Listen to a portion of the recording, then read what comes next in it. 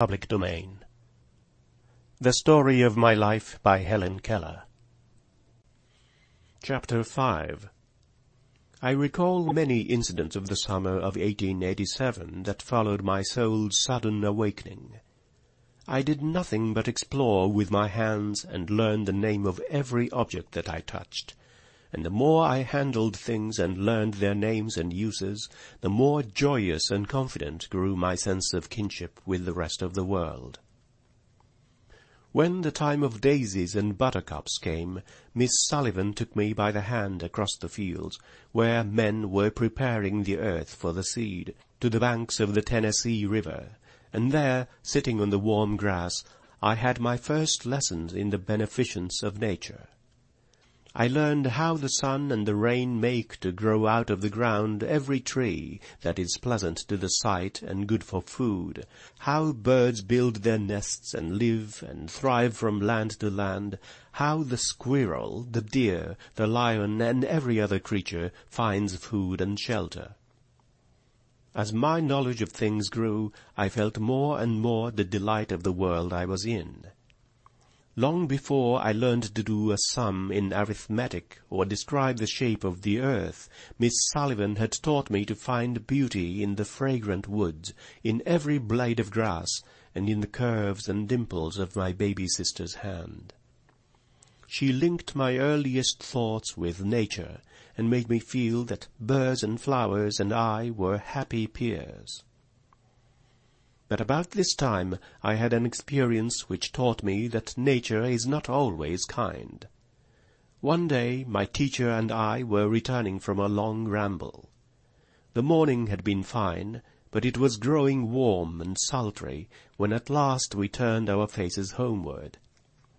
2 or 3 times we stopped to rest under a tree by the wayside. Our last halt was under a wild cherry tree a short distance from the house. The shade was grateful, and the tree was so easy to climb that with my teacher's assistance I was able to scramble to a seat in the branches. It was so cool up in the tree that Miss Sullivan proposed that we have our luncheon there. I promised to keep still while she went to the house to fetch it. Suddenly a change passed over the tree.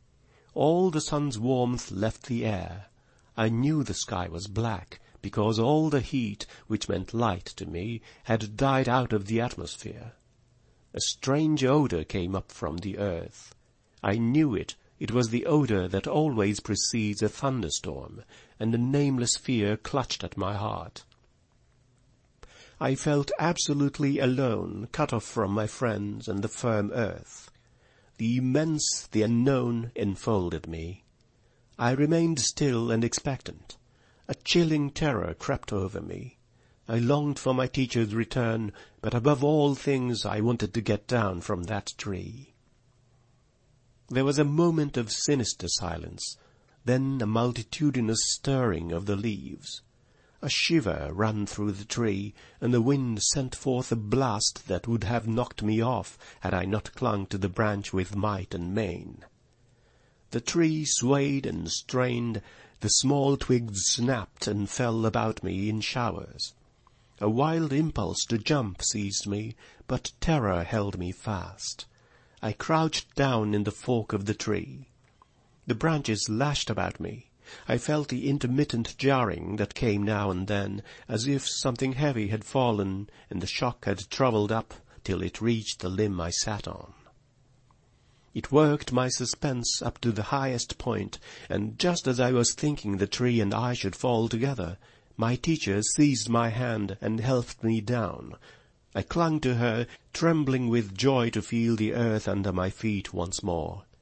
I had learned a new lesson, that nature wages open war against her children, and under softest touch hides treacherous claws. After this experience, it was a long time before I climbed another tree. The mere thought filled me with terror. It was the sweet allurement of the mimosa tree in full bloom that finally overcame my fears. One beautiful spring morning, when I was alone in the summer house, reading, I became aware of a wonderful subtle fragrance in the air. I started up and instinctively stretched out my hands. It seemed as if the spirit of spring had passed through the summer-house. "What is it?" I asked, and the next minute I recognized the odor of the mimosa blossoms. I felt my way to the end of the garden, knowing that the mimosa tree was near the fence, at the turn of the path. Yes, there it was, all quivering in the warm sunshine, its blossom-laden branches almost touching the long grass.